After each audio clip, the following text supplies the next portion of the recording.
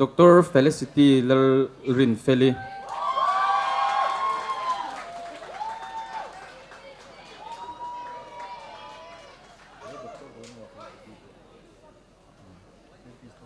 Ani hi nickname chu TTE ani chu. Ti chuan anni pani kha kan hriat dan tura chuan nufa annia dentist ve anni an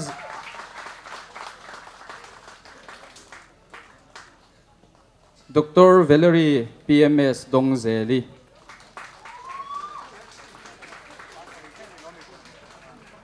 Ani hi kan hriat dan tur chuan Israel biakrema zai thiam tak mai biang no te a khami naw kha ani ani hi dentist ani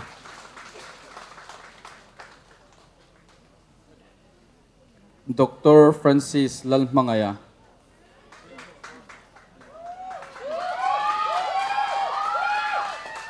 Ani hi veterinarian ania in Dexco member ani book ani Dr. Teresa Zochampui.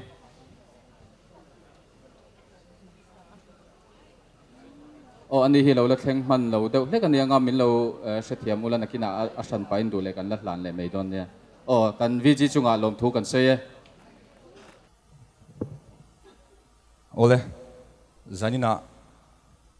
sesun ngana kumpuan thupui thoi na mangin hun kan mangle dona hei tuna confession kal ngai thak me kania kan sualte kan pui thiam kal tlangin ngai damna kan changmek zelania kan van nei hlea tin zaina kan thupui tur thoi na te thlengin kan soima sak du chu nakina member zong te asars ten mo security ten achunga lu tangu anti khanin izom zelila ti kha I karon puang masadua chuan program si takan huang khanin ain dot khanin program kan kalpui dona chuta chuan kan item nei hun kha kan lo ngai changanga backstage a hianin kan lo in ring don ni ti kha kan in khremasani se chuan kan hunte pathian hlan na bible chirle chongtai nei turin Joseph J. Vanal Creator, Mary Help of Christian, Paris, Siaha, ilo somang. Amasain, crossin tiana, siamila, pale, fapale, tharau tiang limingin, amen. Samuela pakhatna buatranga tuchiar. Samuela chuan, lalpa tuzom chu, alo mangin halral thilhan tile in thoina te hi alo memni in thoina ain thoina chu athazoka beram pathau ain athupom chu athazok ani helna hi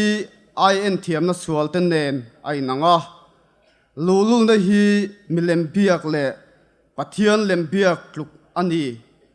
lalpa thu idulo avangin ani poin lalatan adu tabig lo che ani ati sola chuan Samuel an hena chuan thil katisual der mai ani lalpa thu pek le ithu chu kalobo chereng mai ani hi mipuite kahlawa an thu ka oina lama hian chuti chuan kasual ngai damla lalpa ka biak theinan min ho pui le ro khai ati a Samuel a chuan Saul hne na ko ho pui tup lawang che lalpa thu chu idu si lova lalpa po in Israel ho te lalatan adu ta big lo che ani ati a lalpa thu ani itong trayang u lalpa kan pathian DCTP khong pui voice som ni na hun bul kan trana tranga tun hun thleng hian e khonga ina le imal som na izanga ina kan chana wangin lom thu kan thrila che lalpa zanina hian helai muna hun kan mangle dona ti chuan lalpa kan kumpuan thupuyangin zanina hian thu oina ti mangin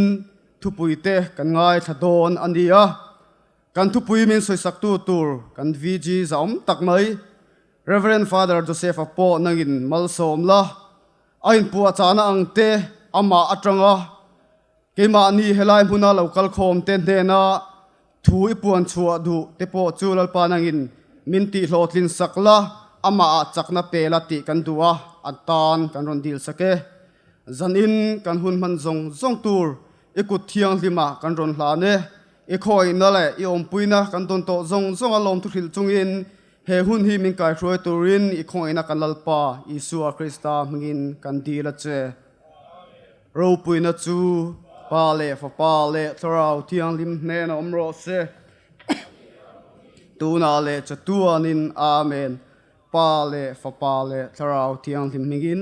amen Joseph je Manuel khita chunga lom thu kan soye kan item te kan tran main DCTP General Secretary tlangwal alan hne na tangin thu poimo pon lok tur oma kha I hun kan pelokanga chuan hemi zo hianin ama alo pon tong khanin Zai Paul St Thomas Branch ram hum te kha I kaloin bot sai don nia ole chibei vek ole Catholic Chalai Paul hi helai Aizawl Diocese pi lama hianin a in chong chozela level shanga diocese branch changin kanchana branch chen khata chuanin a group 10 kan nei chana group te branch te a coordination te parish khatiang khanin akal chawa diocese zo pialama hianin regional te national le international thleng hianin kan nei chawani chungzinga chuanin director hi kan nei chhozela zanin hianin kan zinga hianin o kan regional youth director aron telvea we welcome Reverend Father John Berman the regional director of ICYM Northeast. We would like to felicitate him. He's an MSFS priest. I invite Father John to come up on stage and to do the honors. I invite our director, our DYD, Father James Zodin Liana. Yes. Let's give a big warm of applause for Father John. He has come all the way from Guwahati to be with us. Ani hiyan naktuka tusoy na hunte min na isakdo na naktu closing session na tusoy tiyam de umeniya achen chuanin amel hikan lo siya photo ang we must have seen him before. Many of us are familiar with him and his love and his heart. We welcome you and thank you. Ramnun St Thomas Parish St Thomas Branch te kan som hale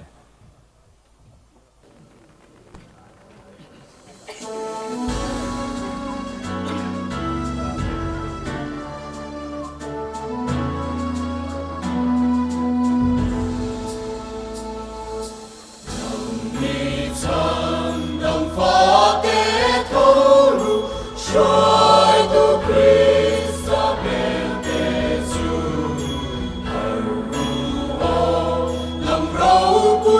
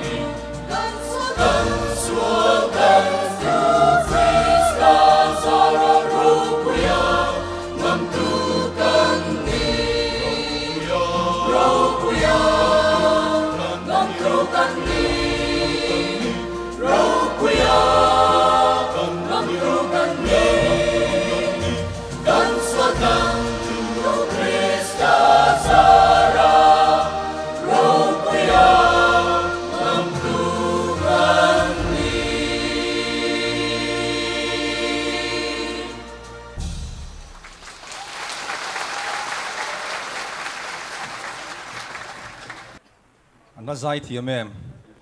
râu bùi ngâm tu kan nít tì lá mỗi tất cả ron rem tu Saint Thomas Branch ram hun te voi hi nan kut in ben sak le teang an ni kha ai zol dai chi sa zai pol kan nei that bete zing ami an ni a an be se ang in an ron zai try kan next item kan kal le do na nga thu pui soina thoi na mangin Reverend Father Joseph Lalbiak thanga Vicar General kan somanga ani hianin an sei tuang khanin tun tram kumpuan kan nei thoi na mangin thu min ron fil sak do na tin hemizo hianin drama thoi na mang boka min ron chan sak turin Saint Francis of Assisi Branch durtlang teka kaloin ring don nia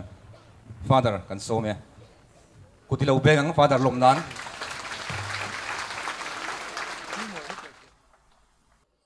kan hi galta khan kan diocese Catholic Thalai Paul President kathit dalalu kala thoi na sei turin Father kan rela tia ngati nge director ten sei ti lo kumin chu ka man lo kang huna bikin kan sa Maria ta sekul kan sabuka kakar ton che na Paris administration nen na hi atam de ule kan katan chun katia amaro chu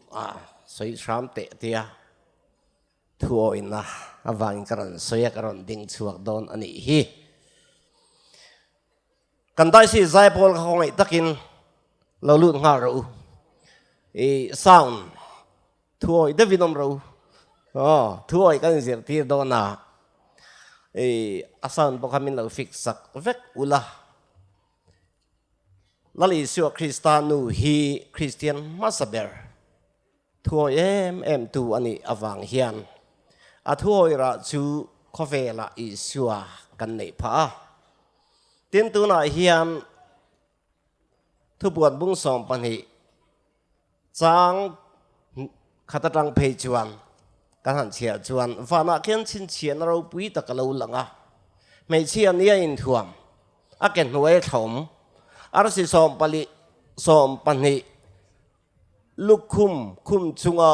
om kamua tin mangai zo han chuan asoi ni chu tiang khop chuan in athuoi na khan vana po choi moi na alo dong to adong meka vana khen ro varel ni chumi chu tu na hian kanu marin roverele ti lai hi kan dai si zai bol thian an thiam mawang hian kangai thaning thei lova ka thu soi introduction angin ronman kaduni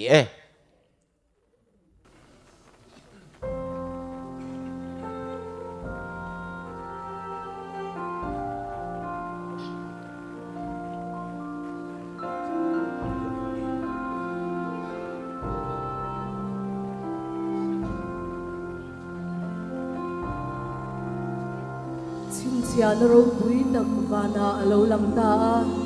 mei chia nia in thua athan aketwaya thaum arsi som le patia siam lalukum kum a oma ani chuan naw paya naw veina in asashama chuta chin chia na dang vana alo lang le a dragon sen lian pui lusari le kisom ne lalukum pasari kum alo langa fapa nam song song chunga thir tianga ro rel tur ashinga afa chu pathian ne na le alal thut pha chuan lak chobin a umta a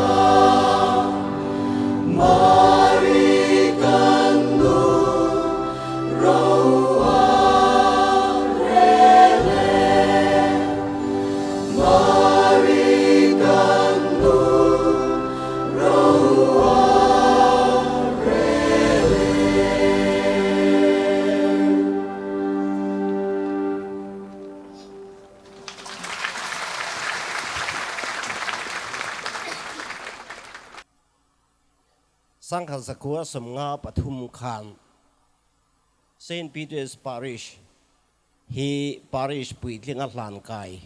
Ni in Kumini hi akum som sari na ani Chu vain kum som sari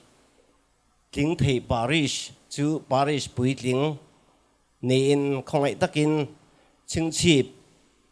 Parish atanga tu na sister Song song dekha không ai takin min handin sak tewa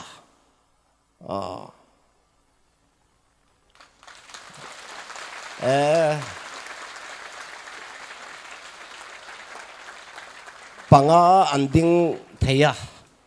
amar ochu Champhai parish kan hanti khi parish kata sister thon chuak nem theiber ani a pakhat na ani a apani na chu Saint Peter's chingchip hi ani te chuan in hemi atang hian in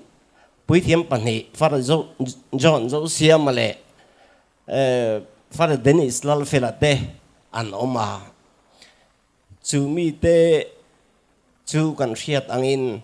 an mani society a po poimo top khok an nei ti kha kan ria a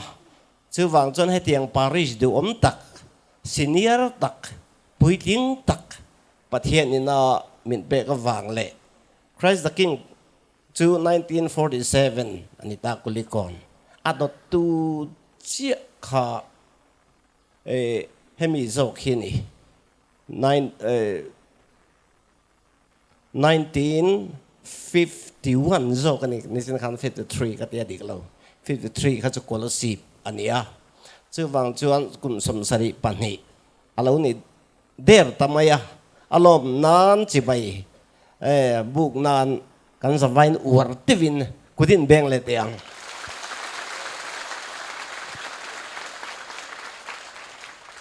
hay kan bishop du tak le Father John Berman tin Father James le kan parish priest local zong te tin palai local zong te abi kin organizing committee kan in compi organizing committee member zong te abi takin Reverend Father Francis Velil kong ai takin loading te kan lo mani ani hi min ngai tlom ani in ngai tlom na puan sin chungin ropui takin ne takin he in compi min thing thea alom ani thôi lo poesia ka soidon lova thôi na ti ani miêu wangin thôi na hi tối tế kan soyanga kan MC khan nena khan minit samni vele mi kan nei katia Father idu usdu za sero nang chu sei de vi soi hian ngai nom matia chu wang chuanin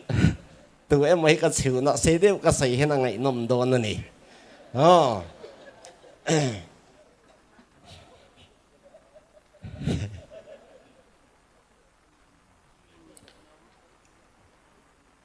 thôi na hanti hi thu pan hi han siam tai la thu pe tu oma thu khaum boka thu pe tu zu tam tak khovela hian an omanga amai ro chu thôi na hanti hi thil tha ti tura thôi na hi ani phot maya nau pang hon he da pok an thil thinin ka ring inuin sa da leitura atir chen chang kal su ipa in mezial leitura atir chen chang kal su nakina khang kha iching ve ang ti khan nu le pa thu man I se oi lo turin ka thil thin ani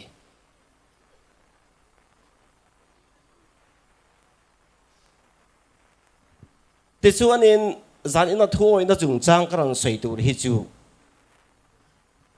Bible base in ran sei ka dua Bible atang in tle ma han lak chhuwa hret ta chu chang lesson kan zir thei ho te kha han sei ka du don ani ama sa in thuai thaji kan sei phot tiang sang za ko som ko pathum te kha chuan hay tụ nó cắn trả lại thế gì là piang lâu xem mà hay cắn bishop lệ Father cắn bishop bộ hi khi là mà Champhai Parish priest nào mà 93 di Borvel Kachuan 84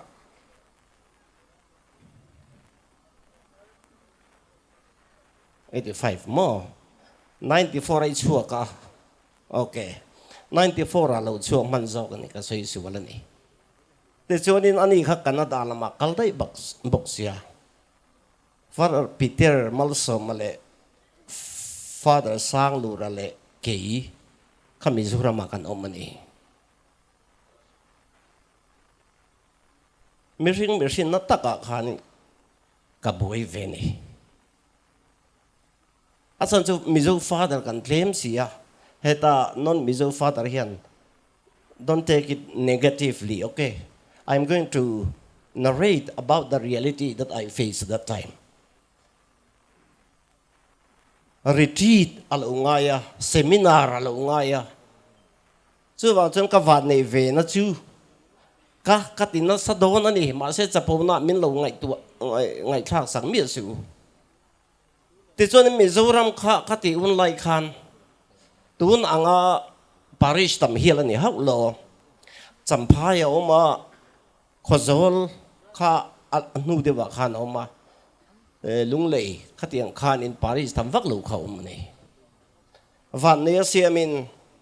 bishop denzila kha atong kha kale sak thina Mizoram fan nam huna khan ka holiday tur hi min lo ngak thina ni te chuanin Abdullah Khan jin kualin atong kha kalet thina ni pu huliana om lo chang khan te chuan chu tiang kan han ti chuanin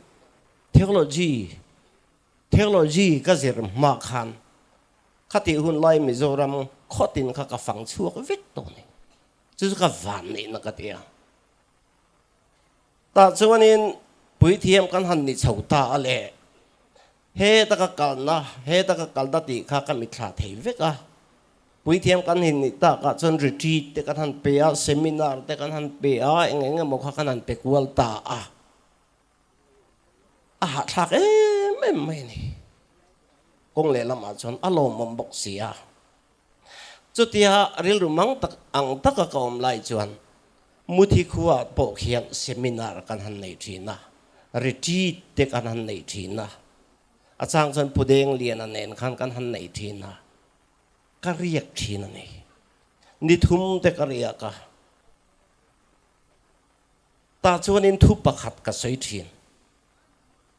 ani kan father te hi muthi tangin không ai takin han ding te u eng zat nge zan hen lo tel thei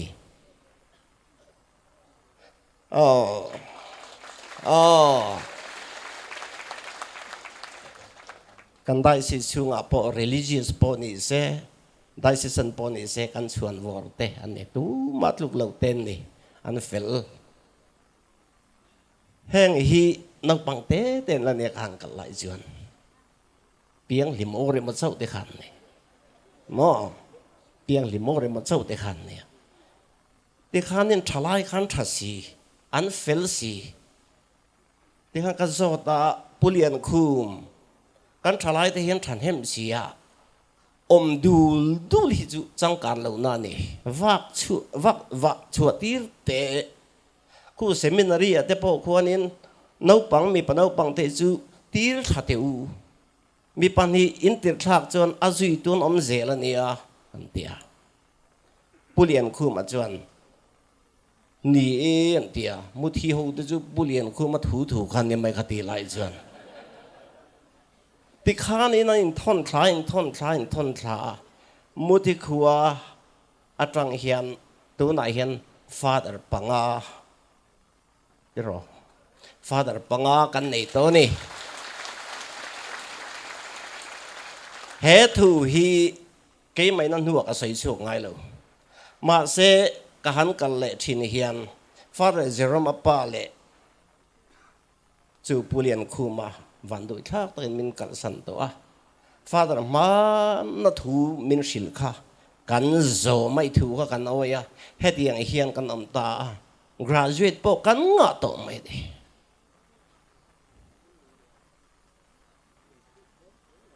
chu wang chuanin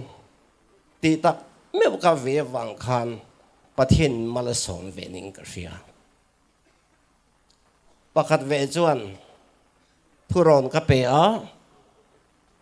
tuwe mo ne na chuan You are too small to give me advice, okay? At mi khako kan tiang. Okay, I'm too small to give you advice.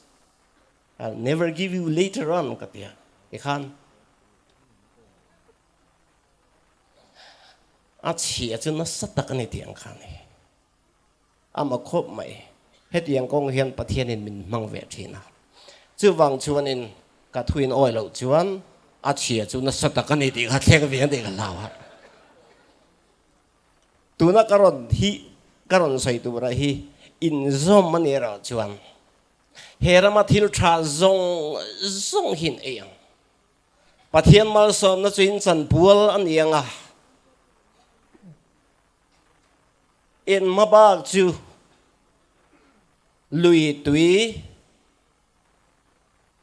luang kiang thing pun a hun te ara thin a na po wai ngai lo wang hian ni ang ti chi kha inun kha don ani ezaki Deuteronomy bung som ni pakwa chang som thuma chuan ima hian nun na le thina an chia nun na le thina mal som na le an chia kada khoi than don nun na I than chuan in nunga mal som in eo ma thina I than chuan I bora lang te nuam tak le thoi takai in om chuan hera ma thil tra Mizoram hi tan van ram I siam thei shem munai siam thei bok I chung ko kha shem munai siam thei van ram I siam thei chu wang chuan in mal som na le an chia ka I ku taom khoi ngai than jok don ra thei tak kho sak ngai than do na mi chan bui thei tu ra ding chang tu ram malatu oh chu wang chuan in pakhat na akaron sei du chu lalte pani na bung nga chung changa phar na bana dam chung chang kha kan sei lok nge ani chu serial sipai general ania an lala po khanin atlatlum em thil ti thei tak ani an ram ven him na turin thei to rei tak alo chuat to a veng him reng boka amai ra chu har sat na pakhat ani chu phar ani chumi phar awang chuan in aril ru po aboyang hei ten khat chuan in vun var kan tiang hin I ten tia anga po chuni se Bible chuan phar atia ti dam ngai ni te chuan in Israel me chano pangtreu te hi an om pui ni namana chuan anu pui khanin a om puya khosak terel pui thina ka tiang khan chu naw te chuan kapu samri rama sonin zol nei tidam thei pakhat a oma kapu hi vakal sela ta chona dam mayang vakal se ka vahan ti matia ti chuanin naman a local chuan chumi thu chuan shilta naman na chuan kal adu ta lal ne na chuan va in report a ela chuan vakal ro avakal ta ti chuan Elisha bula vathen chuanin Elisha in kha vatheng ta Elisha chuanin lo kol ro chi bai poti lo en po en lo khan a chia lo kha po na ti ra chu pan he na chuan Jordan lui a voi sari in him ro juk ti ro atia Jordan lui a voi sari a juk in him ta no ma se in him pa khan a thin rim mai ni helaya Samari ram Israel ram leng ngala lui Jordan lui bal tak te tak avai sari runi in him tura sipai general me umai zukal ka atlom tat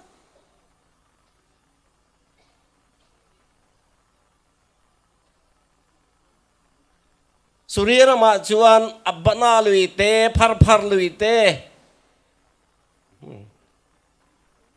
Jordan rui aya ro pui le thiang lim lian zok a om lo em ni atia ang tun amai ro chu a che lo khan zol ni tiang chun ti mai ro voi sari azokin nimta te chuan dam na muta thu oi hi dam na ani in chung kwa in damem in unaw kain dam kimem in kharau nun adamem kharau nun dam nan chuan ril lampang chu engpon i se ka thiam zong ani vak lo psychologist ten oma amaro chu in kharau nun adamem ril ru kharau taksa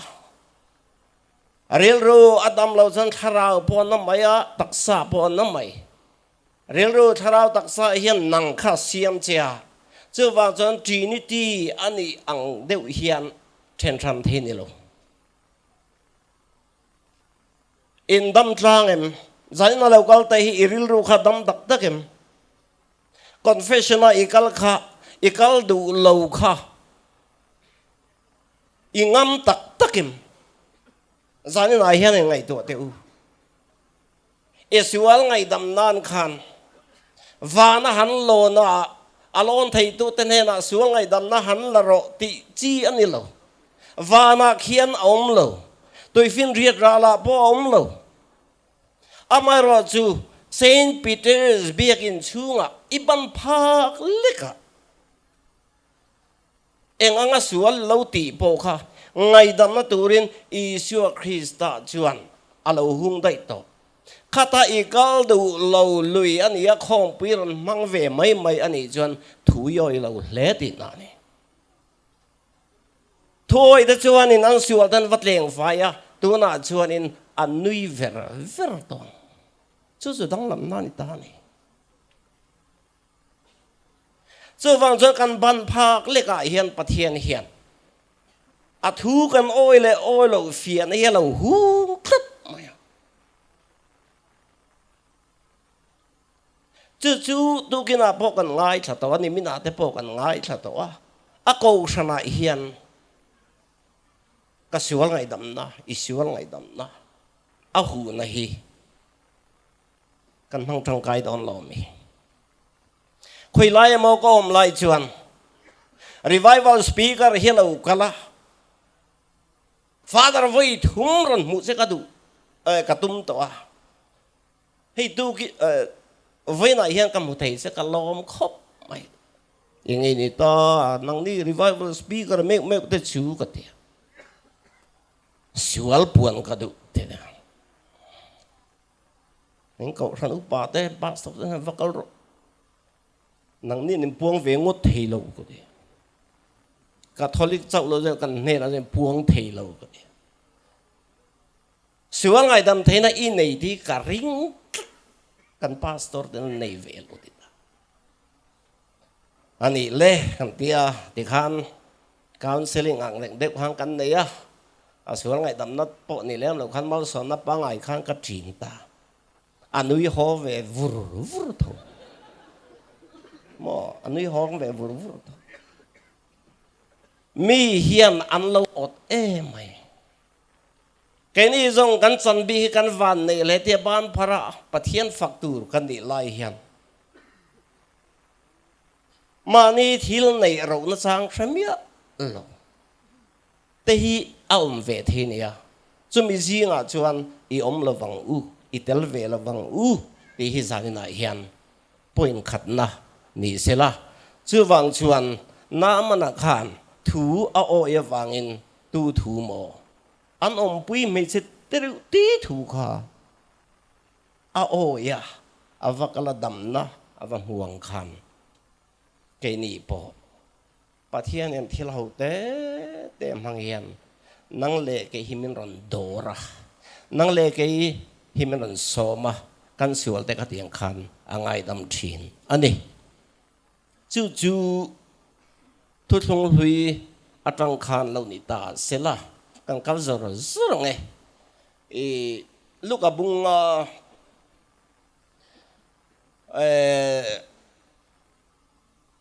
lúc cả bung chang li kan chiar chuan Peter Khan in zan khwa in len adenga amara chu aman hau te chuan Isu lo kala ne na chuan li thu lama son ilen de ka deng ro li thu lama son ilen de ka deng ro te chuan len kha va denga sangatam takamana an len de portrait pheva ra le lama min hena miron pui te we tam lutuk aturu lutuk an lo kala long pani pilek lik ko patam khan manta ni chu thoi na chu hlo thin na ani ti na ni ama ka son dam na ni te ro tu na hian zir la ing zan nge om chu ka khelawa amai ro chu le kha po zir to lo mani khua rinom taka catholic ko ran thalai pol member ni te po enge mo sa tin no atu ate tan po ni ro se kan lo ri na thuru chu pathian hian ni fo aram le a fel na zong masala ti chuan eng kim pek bel chain in omang tin mathaya bungruk chang som thum pathuma asoi hi tu na po hin asoi chu wang chuan in ka u nau du tak te u hlotlin na tak tak nei kan du chuan Isua thu i oi mai ang chumi Isua thu chu practicalin thu som pe ka ten ti kan father ten an soi dai to kha tin ko ram thu pe ka te kan zom chuan mal som na kan zom lo chuan enge a opposite khani maya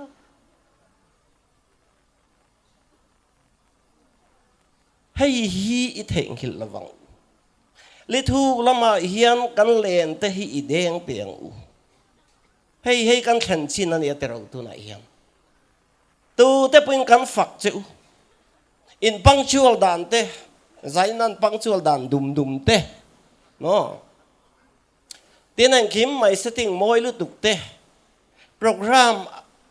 nei ma in report tu ren tia chu tia in report dan mila arrangement how to ten lo siam awanga ahun taka kan tan thei jit chat te kha hei kan thlen chin tok ani amara chu tir ko pola chu a thlen chin tok ka khanin alung oi reng lo kan thlen chin atang hian malami panang uzuk la zuk tiang male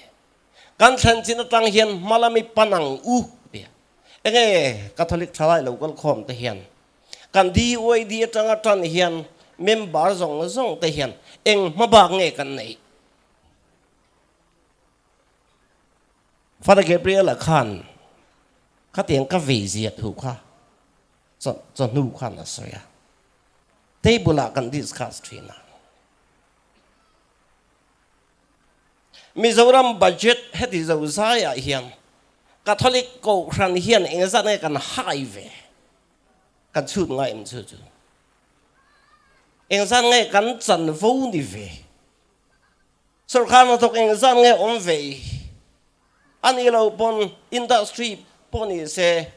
entrepreneur chung chang poni se eng za nge sumi kan hai lu sarkar sumi kan ta turin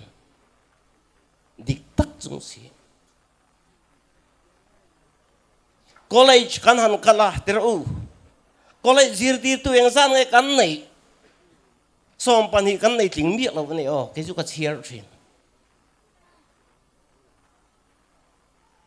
CE office eng poni se PHEPWD electric poni se Catholic eng san nge lo thu ve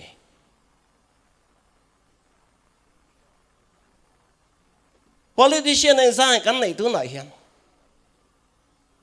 kan khen chin chu tun hian ya chu tang ma som tu ra ko chu kan nei chu kan dream em kan soi tu de kan dream em chu nghe boy hoya soi mai kan nei cái chu ka chut na sa nang ti ban chu tang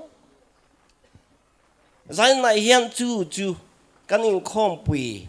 ina ara chon i thei se ka ti khom mai tun ma chuan in Catholic Ocean Father ni te hi a in chuan om ve kan bula finance minister a thu vung zela PhD officer vakalila an ho tu ber alo thu vung mai kan vakala thian komin kan ko yo ti khan khang zong song ka san tril zo tu ma kan nei lo nang ni tu lai thang thar teu in thiam na hi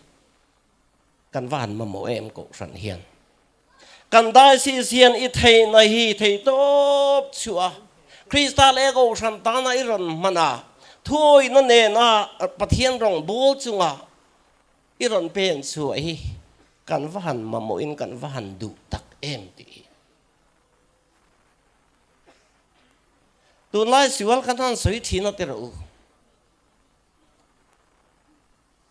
a percentage in to this HIV AIDS this to this kha ka chu ka ting lam pang in soi thai vak vak ka chu a that thu na chungin chu wa ya poi mo so ka ti chu zan na ngol vei lo ho te he pandal chunga Catholic nula fel fai he tiang sat lo khal khom te zungol vei lo HIV AIDS po vei lo lo khal khom he ti zo zai hian kan khan chin atanga ma kan son ve hi angai ani project kan siam angai tu na tanga kum nga chon kan dai si chu he tiang level a hian pathian hian min lan kai thira turin khong e hemi platform atang hian thei to bin chu te kum so ma chon human formation hi thei to bin chu ikal pui tiang kan branch ti kha amai ro chu a boi thak na chu li thuk lamad len den kha kan pe khat lo tu na kanom da na hian tam tak hi chu kan lung oya kan zel dan po kan zir pe to lo ter u mani in update po tum lovin chiar po tum lovin chiar zau po tum lovin khatiang khan kun kan mang thei ni chu thil laum ta kan ni hatia WhatsApp tu lai in zia ni ve tho karina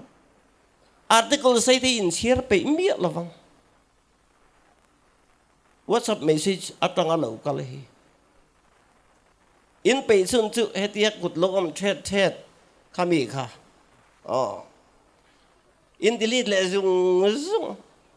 khami in delete zinga khan itana thatur article tam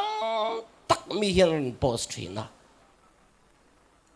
ma se chu chu kan pe lo chu wang chon li thuk lama hian ti kha farabi ka chu mi hi haule rep thin an ti hau lampang pon ne lo en rin zan le chol ni zan emo khoi pari sai ma chuan in chol ni zan en khom ngai lo wa amai ro se in rin ni zan en khom thin ka thitala chon in rin ni zan le chol ni zan ngai nge a chan chu ko shan na zan khat mi thlem te poni se ko shan minga el ka thital minga trong tra na khu chho lo tu ra kan ngai ngam mi lo in rin ni zan le chol ni zan ni ko ran tradition ang de wakan ne wang khan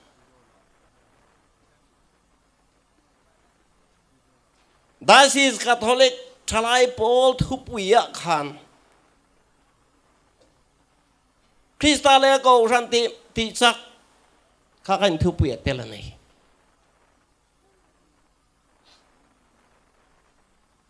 in rin ni zana chung kan ti mai nge kan biak ina te hian senior citizen hin ran khom thin tar chak lo tak tin chu tiang bo in pathian ni zana de po thalai ho chu tlem te la roi tu kan nei lo thang pui le ngal trùm khát các ngày đàn khát bể đấy đấy musician này cả hai ở máy đòn mình chữa keyboard play tu ri kum khata chang tu ti za ti hlau don ne ti hayar top mai ka du mai engei Krista le ko san ta na in tho in wang lai hian engei in ron ti chu tiang mai chon in ron ti moi thei ani si chuan enga tinge in ron ti mai lo ti te hi kan in zot le ni sila a thain ka ring a pathum na chuan kana khua in nei na khan oi nan ra cham ta a kha kan u mari kan lo mureng oi nan ra cham ta en dia chu min nuwa chuan fatu ten he na khan akhil anga piang chiu tiang chiu ten akhil anga piang chiu tiang chiu te soni su lo kala ha bel a te khan tui kha chung ka ro le arong rual khan arong point se to do me tu lai kan nau te hui te ro bel rong in sian blue nge black a bel rong eng po ni se khatiang khanan chung khat tapat mai ni i so na cham bual to lo re an thoi na awang khanin kha gan tui chun kha oi da lo chang ta oi na bo a thami le ngal ati anga piang cheu tiang a shilanga piang cheu tiang cheu dia min shil anga piang ti turin kan local khom ani zan lai hian engei isuan min shil kan tlak cham na a chuan hei tlak cham na kan nei veka mual pho thei bo kan nei chumi kan tlak cham na chuan ke ni bel ruak angin in ngai ta ila chun kha tur a oma chu isua thu ania chumi chuan in helaya risel lo kha risel na konga helaya lim thei to mi lo kha lim na konga helaya mang ang lungaya khat kal thamuan na khatianga khata chantir thei do na ni ti kha i shefe kang chuwen kan lunga in ma ni tuar ngot lawang u helaya kan tak sa a bel ruak om lungai na lo om thin lim na chun kha tur kha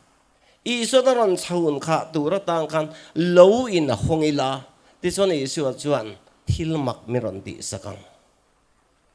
mani ngai dana kan local vengot hian kan nu ni hi kong dik lo wa hian ruai thin a lo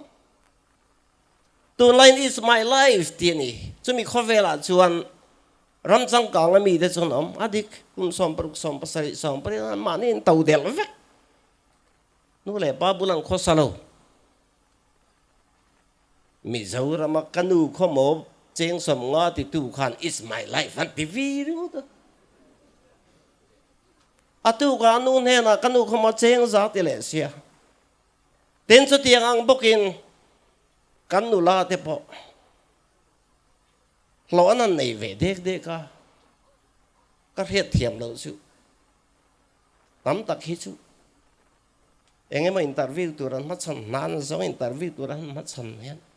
an khom tlut ta exam la interview an re le wang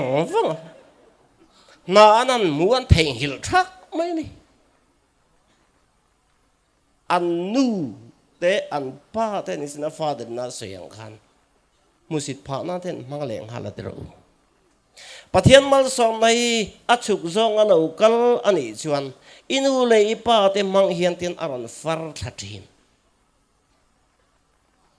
nau pang teu inu le pa te choi moi ro chu thil dik ani si a inu le pa za ro te chuan itana thanga hele en dam re bokong te nu le pa inei chung chun nau khan nau pang in ya ke hi nau pang kani a fa te kan ni chung chuan an thi ma lo chuan chu wang chuan in asiam tu ai khana siam kha thu này tu này ngay lâu rim inu lấy pa ít rồi mọi thiểm chung chuan idam rei don ti kha Bible na min tiam ni wangin he kan Bible hiat dolo tu ding e kon som thum ni ma thi ho te enga tinge tu lai kan dam rei tak lo em a chan chu thu kan oi lo wang ani i suwa thu kan oi lo wang ani i suwa thu oi chu dam rei na kan ti chuan kan thi ma chan chu i suwa thu kan oi lo wang ani chu wang chuan inu lei pa ba ka choi moi tur le choi moi phu kha ko vela hian an om lo ti kha hriala inu lei pa za pui ngai su inu lei pa za pui ngai su an nim atanga mal som na lo kal dong tu in awang le kan awang hian kanu le ka pa mal som na atang khan voina kani dan ka dan hi kani phani ti kha kan sia ka ngai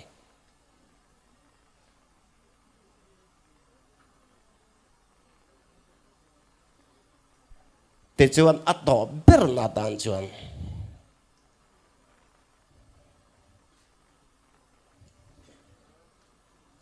lali su khan ang tin nge Johanna bungruk chang som thum pasari khan soi kha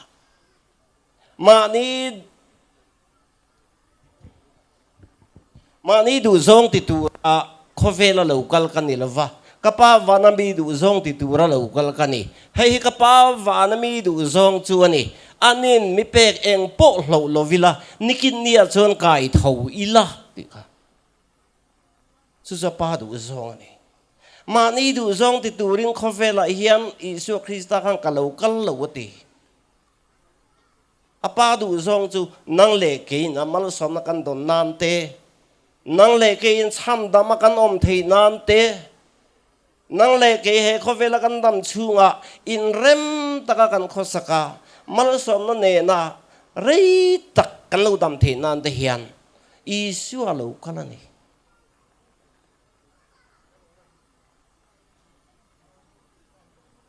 chu isu chon apa thu oi te ro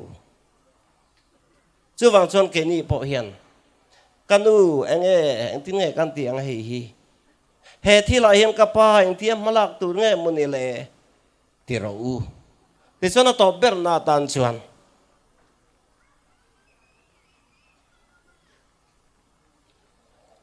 hei kan thalai zinga zan lama i zong kan oma dar ni thleng te dar thum thleng te a na thok kan om mani tu lai khovela kha chu thu dang ni sela ka tha thiam le tu ka chun an zol vele mai te kan shift in te kan na khan thoka chumi po nil nei helai game khela lo tai var ve ringot te chumi wanga thona chang shelova an thau tum ve buwa a ei turan sit vele ngal te hetiang ang thalai tun lai hian kan nga mai chung zinga chuan nang iu kari thiang lima chomlen hian chomlen hi khongai takin tel ve su idam rei lowang zing bo ruak tha i hi man lo ani chuan a thalo zana na thok lovin kan re sang zing ma taka kan thowanga bo ruak tha kan hi panga exercise in lak pe chuan a thale zuan chawang chuan in ma taka tar lovila tar huna hi ni tarang u ti hian ka thu karan clip ani in zawai chunga kalome pathian man som chiu ro se kan vg kha lo din saklok se kan gs kan so manga ani hianin lom thu soina thil pek a hlan lokanga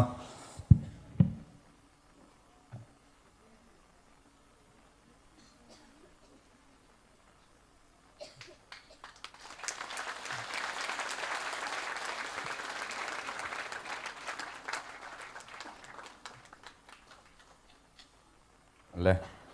thuai na ti thu pui manga thungai nom tak min ron fil tu Father Joseph dal biak thanga chunga lom thu kan soya thuai na tur krang abik takin thalai te na kan zom tur kha kan thinlunga lo seng nila tin keima ni ko khran kan biak ina kan ho huna aron soi trang khan kan zom tur kan ti tur tam tak oma kha I kan homo kan ni ti kha I khrenon lengu chuan tuna chuan next item kanin ko le tonga drama thoi na ti thu pui manga chang turin Saint Francis of Assisi branch durtlangte kan so manga ano in rem chung hianin la khroi tu te khanin la I lo thlang se I lo zai hoila kan zain ding chungin la kan sa ho don nia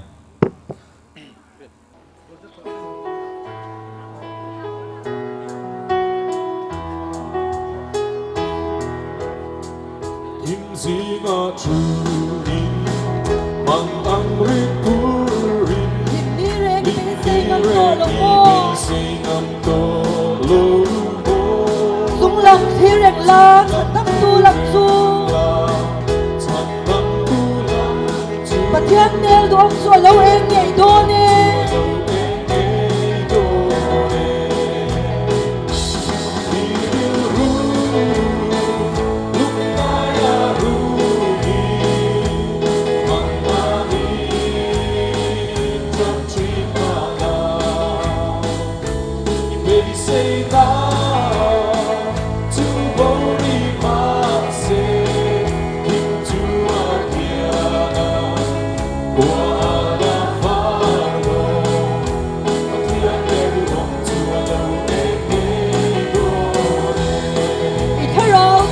Di thìn lung al dia lal ba chap sia chui lo ring le mo ma se ngak shang ro kong hot ani do pathian nel do am ko lo e ke do ne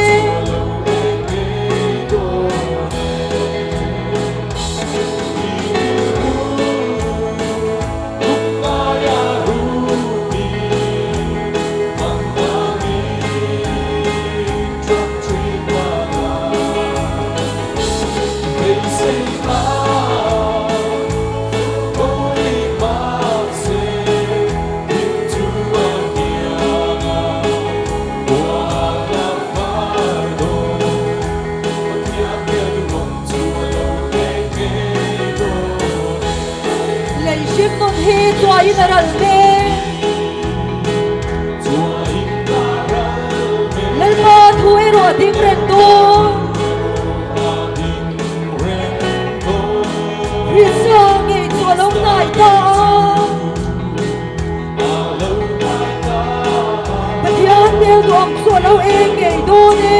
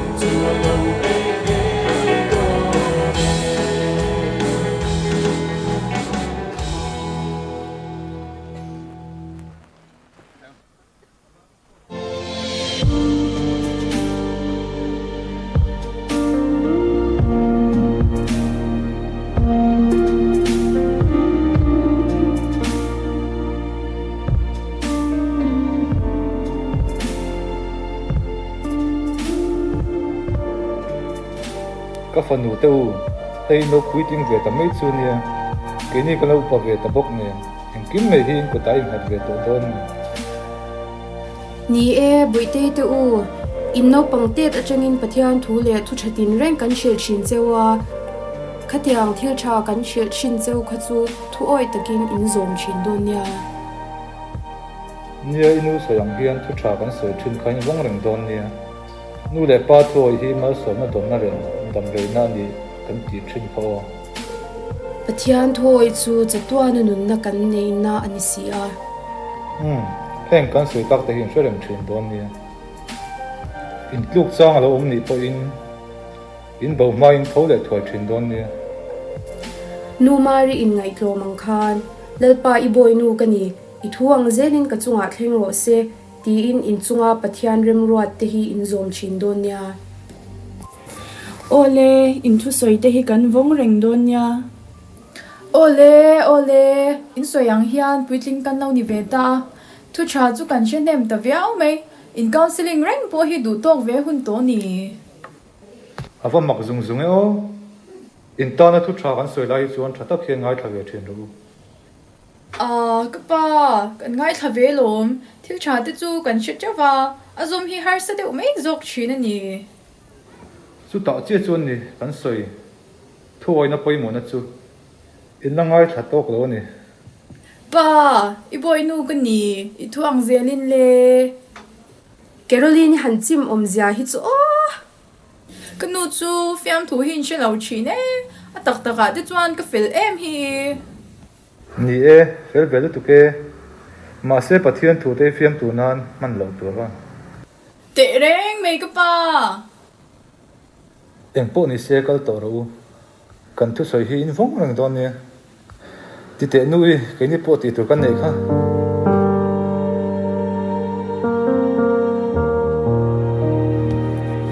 oi anu le apa te hi chu anti ve ma deu chin chu ni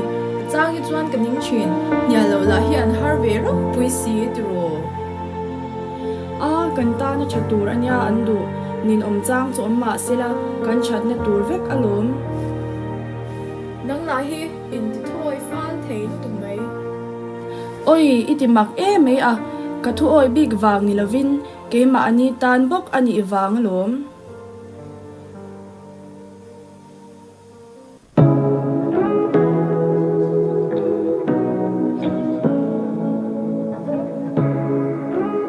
thiền tiêu in thật lai in chen về nang e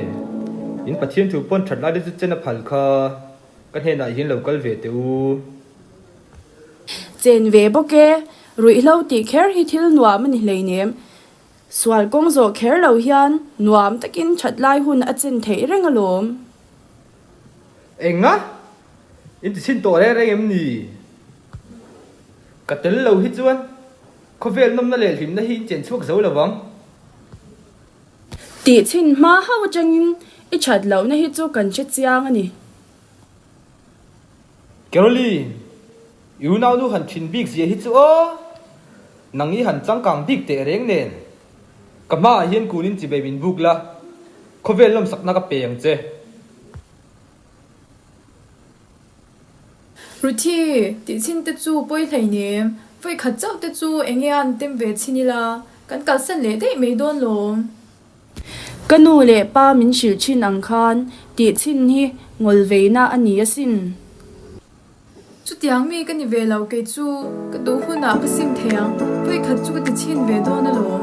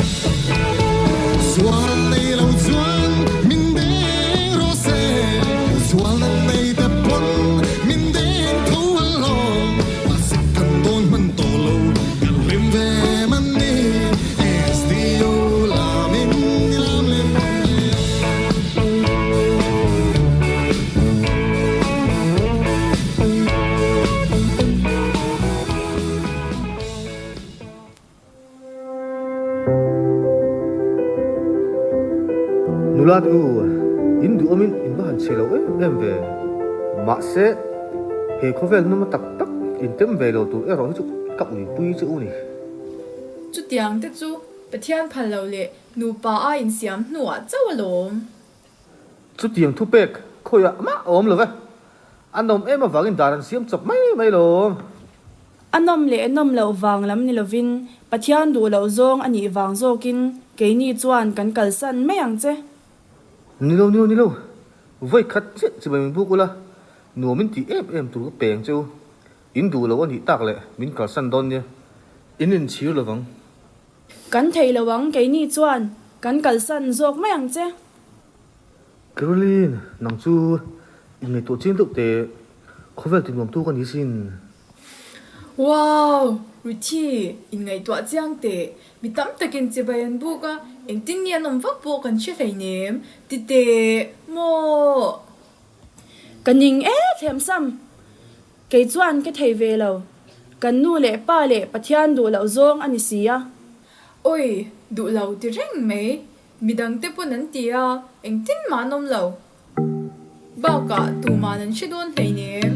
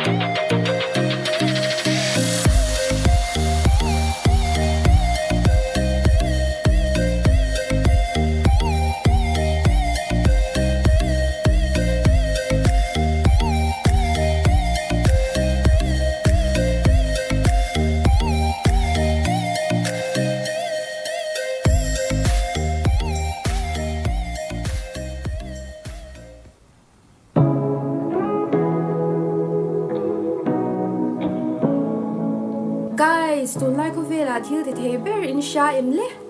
ka shil hal mi ang chu ke ma hi kan yisin chi bei min buk ula thil en kim in ti the ni mai avanom melve ma se lalpa kan pathian chaw lo chu chi bai kan buk ngai lo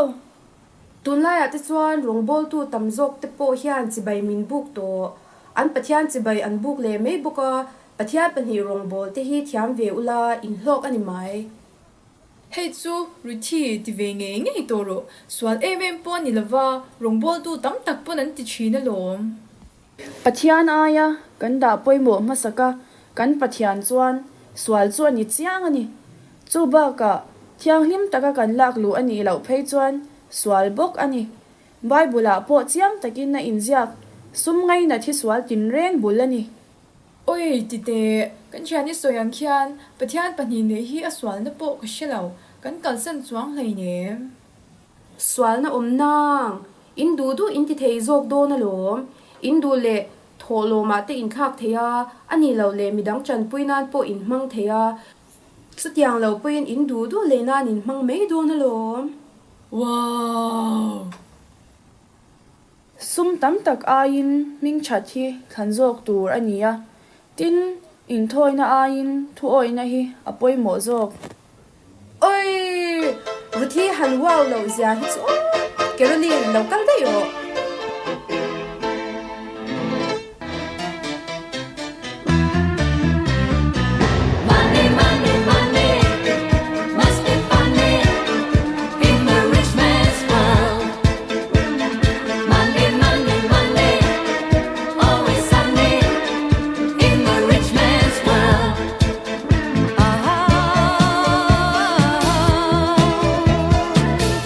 All the things I could do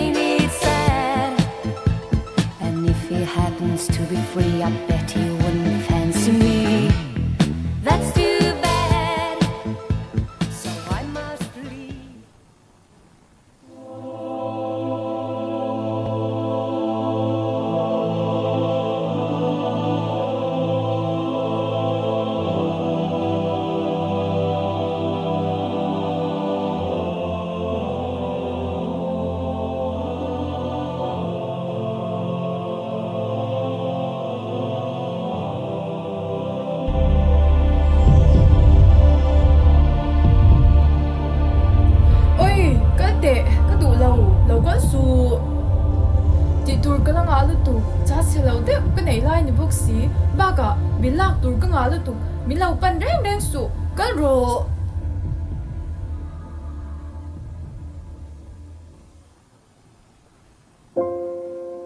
lalpa katana ihun ruat ani chuan lom takin kapome lalpa ibo inu kani ithu ang zelin kachunga thlengro se ke zong thiman kala ni lo kala in pe bok si lo ka nei po kala chen ma in baka swal sim tur kala nga lutuk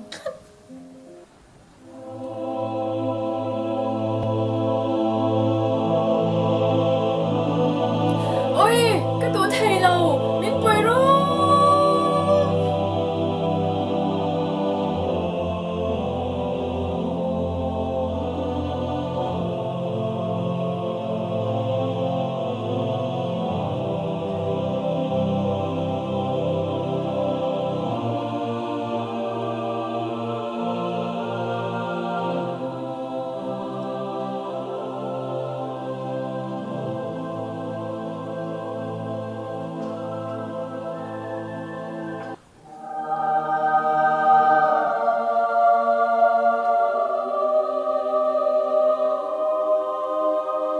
thinu pialam ram ro rel na a kalo lo ma che u he buk na hian in lo ding anga swal ke jinga hnoi lam chu van ram in kai anga swal ke jinga chung lam chu shem hona in kal thungang ole ruthi local hnai te le engei thi chan han soi masala ka thi chan chu sar thi ani e ani chu a ani le buk na hian han ding te le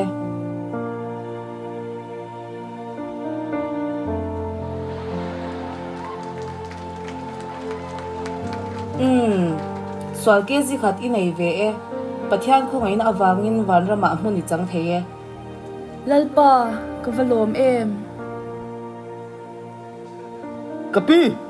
eng ru mangai kan da don pathian thu oi le midang te chan pui mi ani awangin VIP room a in da don ya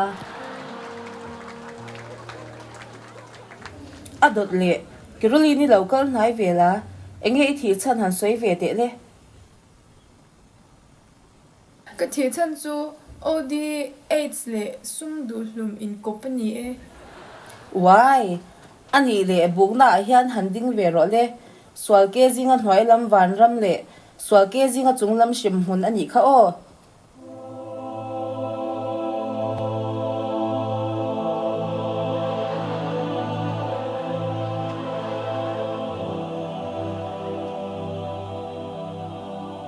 nin om mange o buk na chelu tuk mai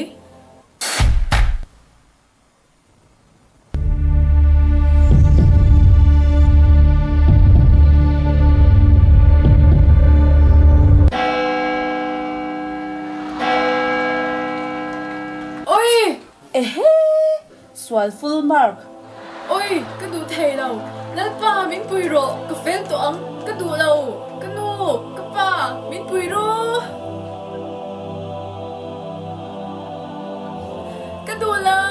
ka du thei lo kapi khuru mangai kan da ve don swal full mark ka mu awangin shem hun VIP room asalai bera khan da ro oi ka du thei lo min pui ro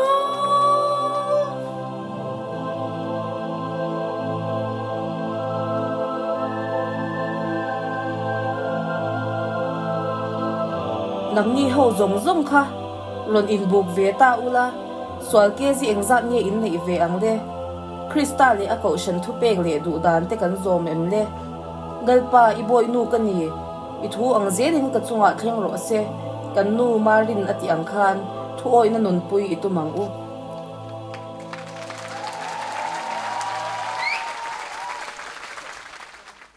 thu oi na thu pui manga drama monom tak minen tir tu Saint Francis of Assisi branch durtlang de chunga lom thu kan soya kan khret the ongan ni hian khom pui kan nei piang hianin drama monom tak minen tir thina an chunga kan lom hlea an tan kutin beng non le teng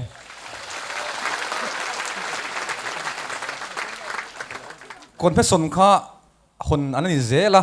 kal du kanom chuan ala kal thei ti kha kanin hriat tira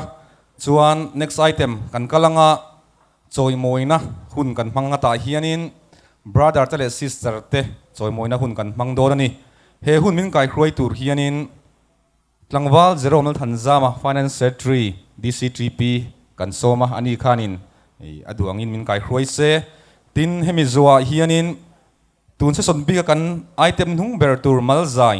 Monica Siampo St John's the Apostle Paris khozol kha iloin buat saidon nia ole ama saberin hei voin ni ami chuanom tak tak kan nei jing ami kan religious puithiam brother le sisters te e lom puina le lom thu soina gift kan pedona ama saberin kan dai sista na rongbol tu ra in pu cha mek regency ti lai kan brother te ka kan pe ma saberanga hemizo hian religious brothers se kan pe nga chumi zo sisters se kan ko chok don nia ti hian an mingin kalamanga hela hian ron in line sela ka kaudan in dotin hela hian minlodin sakse brother James kap zambuana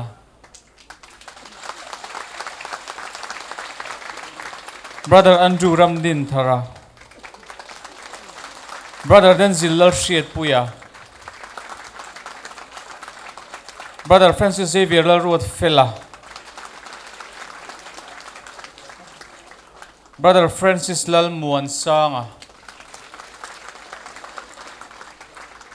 brother Dominic Van Lalzawa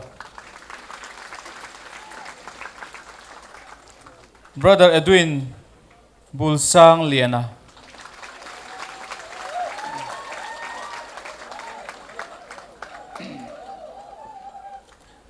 ole ngun takin enila anni hi kan future diocese puithiam na thok turte anni a tuna hen kan puithiam senior te hi kumnga chung chuan mi panga paruk an pension an chua an retire a hun dona chuwan chuan diocese in mabak kan nei te le kan be sena zongjong in nga na anni a antan zanin apo abik takin chongtrai na kan hlan don ne ti kha I kan nge na anni hi minor seminary a anom lain diocese katik thalai polten kan jutlo a abik taka duat le enkol le antana tongtrai na kan hlan thina thakata thotan zan in khom masaber tholom hi minor seminary vocation promotion atan kan hlana tin kan khom pui tholom tele branch le Paris then khat lom ngai ten tholom an tho chu tiang chuan minor seminary akal trok ani tong trai na me ni lo rong bol tu tamzo kan nei nan kan sum te kan theina te kan hlan thar don nia antan kut bengila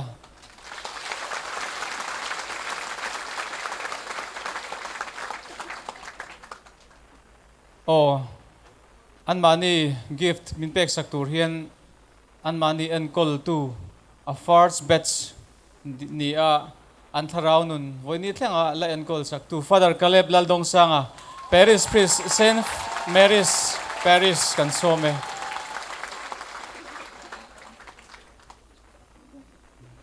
kong ain brother James Kap Jamuna local sila hela hian ikan gift kakan pezel don ya kut lo beng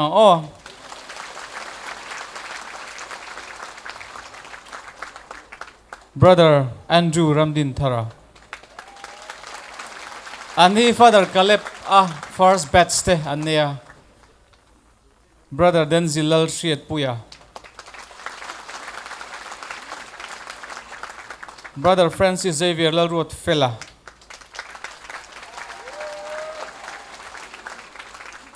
brother Francis Lalmuan Sanga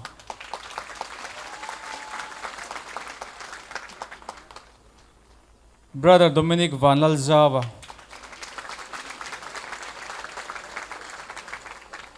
brother Edwin Bul Sang Liana oleh Father kan lome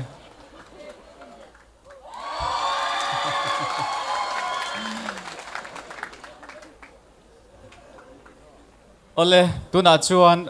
religious brothers te kan so may I request all the religious brothers to come up on the stage. Assistant DYD Father James Song Thu kho ngain stage alo chosela ani hian gift apedon ani le antan kut asan pai ni veng le ang kantan kol ani chuk chira min tong trai saka nun ser thiang lim kantan a hlan tu te an ni za takin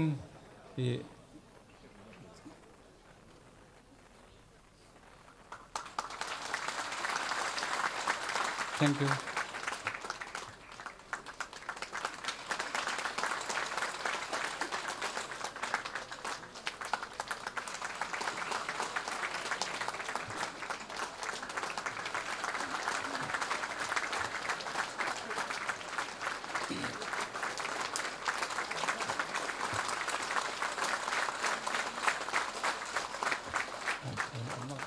So next is sisters who are here. All the sisters who are here, please come over here.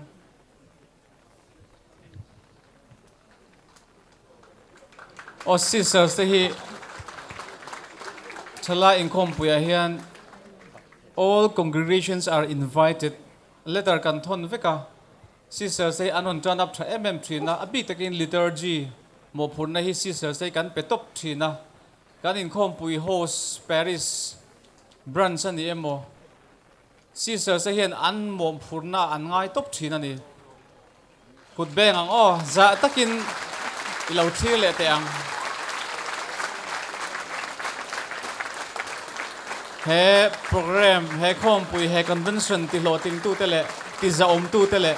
an trong try na wanga voi ni thenga tluang taka kal thei kan ni an van za em an za ani kan som na congregation zong zong hian an ngai pui mo an vai na ron kalani an parish le an ming kan theseng big lawa chuan chuan iti hian en top mayang ti vangai na ka big lo oh soi to ang khan kan ta na tong trai thin tu te nun ser thiang lim te an ni a an za em a kan pui thiam te po chu teng thawin i Catholic in how sakna big riau kan nei chu an ni te hi an ni chuwang chuan za takin khoi hmuna po an that na turte an mol pholo na turte i an ta na tangkai ni thei vek turin chanin handle ru se mila acha ange chuan father kanin gift pesela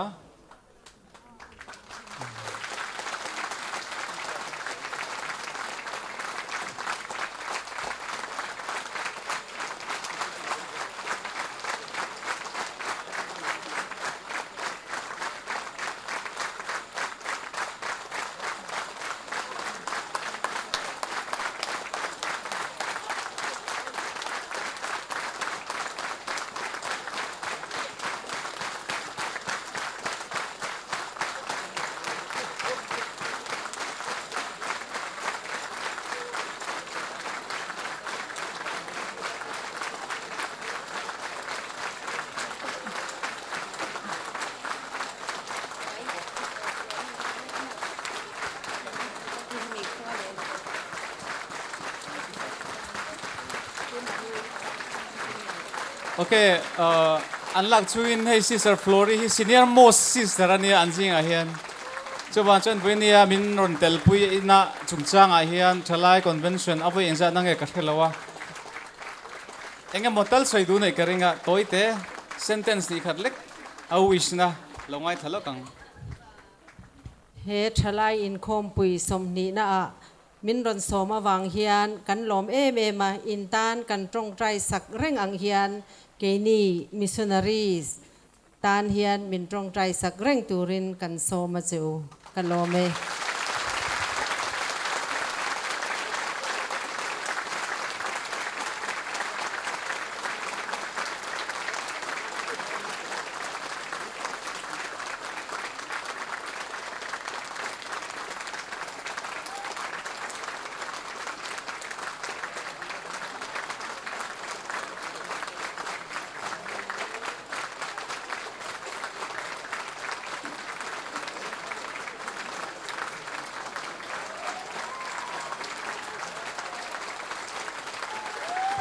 ale kan assistant DOD Father James kan loma tuna kut lo beng lo meichia tamjok khapasal sister kal tum to lo winding kan thria chuwang chuan ka thlik tlangwal nge neyang chu kan lome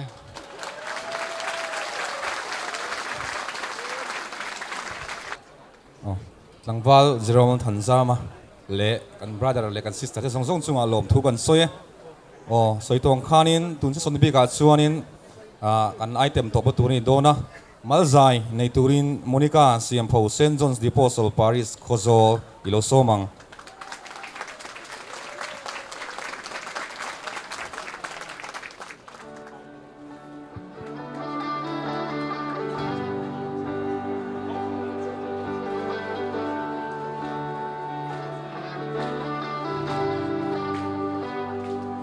Cần râm thiri itin lung kan liam china taponi tanga adingin mal som tu kan hoi san che mal som don kan chaka mal som tu kan chak si lo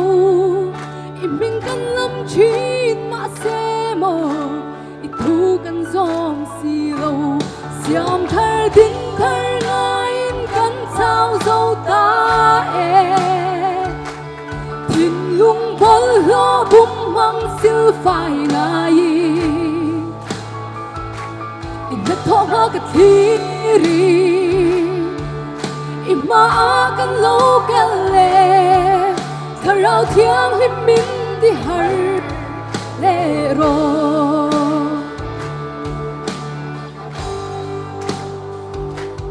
cần dâng chi na har na in min tuam le chi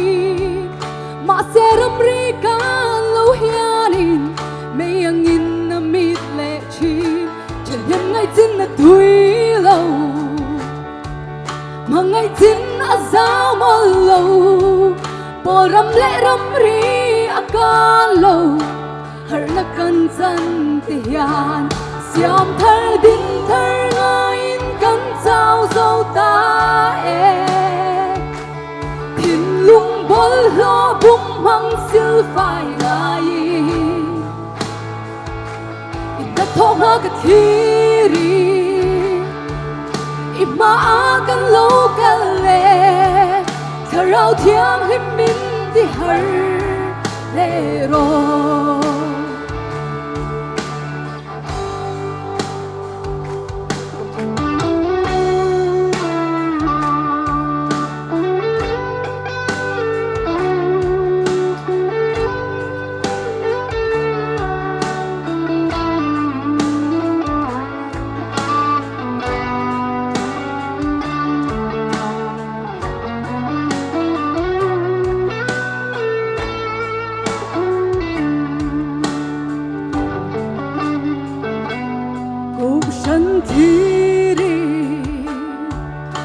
buk chung a thiang him min in min kan lam chin ma se mo chung ril a kan hlat e ko shan sum pai him ma sarkar sum a him si lo eng kim ma ram ri kan siama din thar kan ngai ani siam thar din thar ngai kan sao dâu ta thiên lung bol lo bum mang siêu phai ngai in na thong ka thiri ima kan lo kan le tharau thiang him min ti har le ro siam thar din thar ngai kan sao dâu ta thiên lung bol lo bum mang siêu phai ngai in the thong ka thiri ima kan lo kan le tharau thiang him min ti har le ro